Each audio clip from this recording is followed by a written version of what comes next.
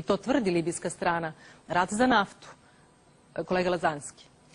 Taj istočni deo koji se pobunio, on nije nikada bio previše sklon pred pukovniku Gadafiju. Dakle, tu postoje ta plemena i uvijek se kaže plemena na istoku ga baš ne vole, nije dovoljno ulagao u razvoj tog područja i tako dalje. Ovi ga na zapadu i centralnom delu, južnom delu Libije više vole, ali to je sve relativno. Ili među tim plemenima koja su oko Bengazija imate također pristalica Gadafija, kao što imate u ovim drugim delovima gdje su druga plemena koji ga također možda ne simpatišu ili vole. A s razlogom, jer taj sistem ima elemente diktature.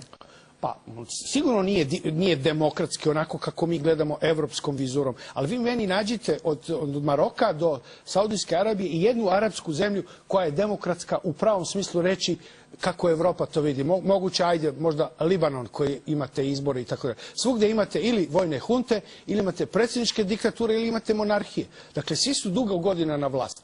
Samo je Libija sad tu trn u oko. Ako gledamo ekonomski, taj socijalni bunt, ja samo mogu da pitam, znate koliko student Libijac koji živi u Beogradu i studira, koliko ima stipendiju mesečno? Znači, plaćen boravak, stan, auto, znači, plaćena hrana, plaćena školarina, sve školske knjige i dobija svaki mesec 2300 evra.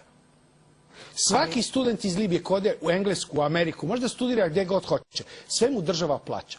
Pa sad ja stvarno ne znam, to je diktatura, naravno, ali to je diktatura u kojoj nijedan građanin Libije ne plaća ni struju, ni vodu, ni gas, gdje je 1 evro dovoljan za 17-18 litara najboljeg benzina ili dizela, gdje svako kad napuni 18 godina dobija ključeve stana, to je neverovatno, gdje njih 1 milion radi, 6 miliona i 400.000 ih postoji, gdje ima preko 1,5 miliona građana drugih država sveta koji rade teške fizičke poslove. Dakle, neverovatno, a pričamo o demokratiji i diktaturi. Ja nisam vidio u Tripoliju ni jednog jedinog prosjeka.